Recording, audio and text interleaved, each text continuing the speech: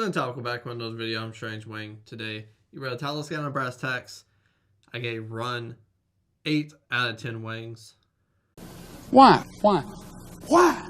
Why? Why? Because this movie is really, really good. Some say it's a great movie. It's at 95% on Rotten Tomatoes. But to me, it just doesn't have that it factor.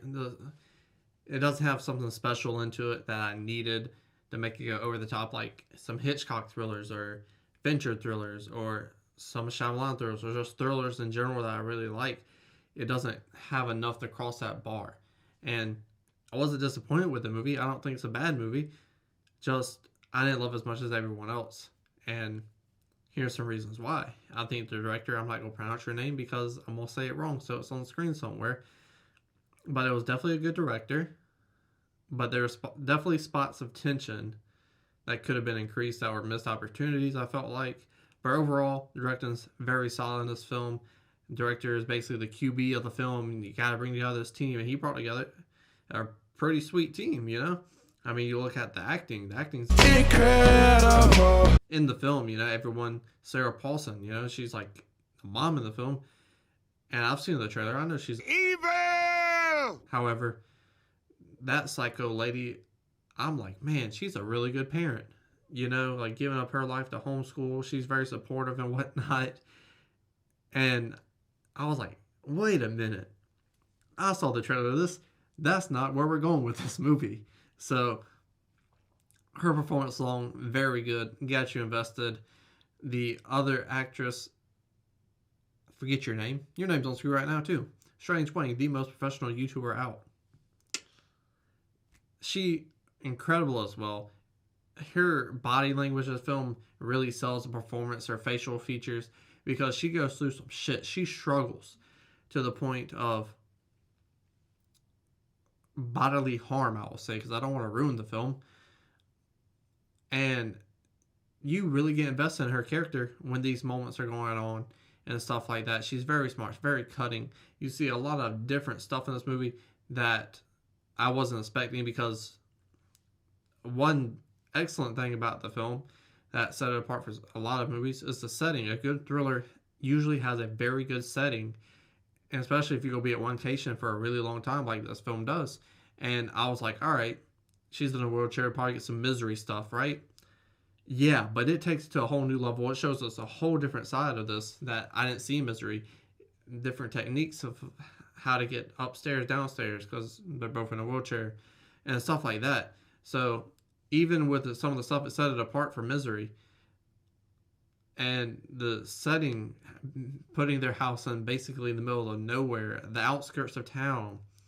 So even if she wanted to go somewhere, she can't really, because she has all these medical problems that she doesn't have because her mom just gives her all this medicine and stuff. So you got a unique premise. You got very good acting, very good directing.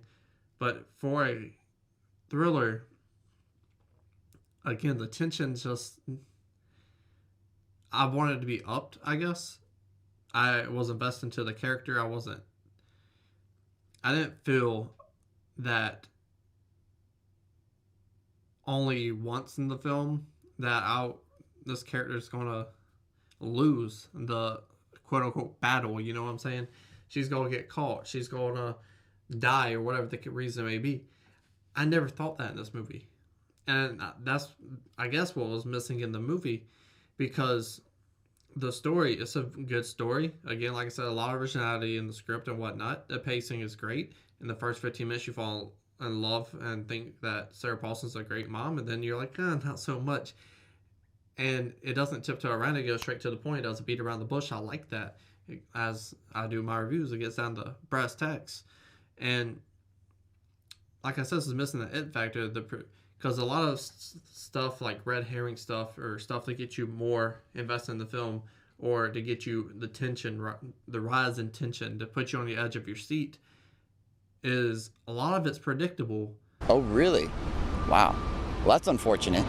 I've seen enough movies, and I'm a big fan of thrillers, so a lot of these thriller-esque moments, I was like, okay, well, this is about to happen. And it happens.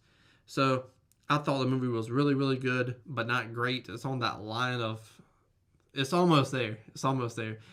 To me, my problem with the film was the script a little bit, the predictability factor. But the director, he could have saw that and been like, you know what, we need more tension here. But besides that, everything else is great. The cinematography is great. Really good camera angles. Another thing, I almost forgot. Another thing that it kind of bugged me about the movie. This is a very small nitpick. It's not anything major. But the cinematography is great. A lot of great shots. But it looks like a movie. You know what I'm saying? No. Rawness of a Fincher film or the grittiness of a Hitchcock film to really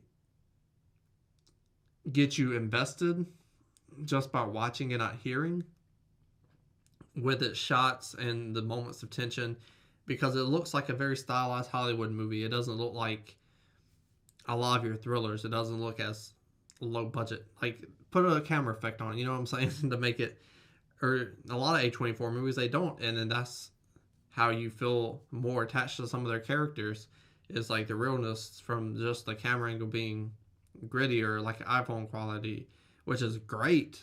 Like Steven Soderbergh, he made a movie of that.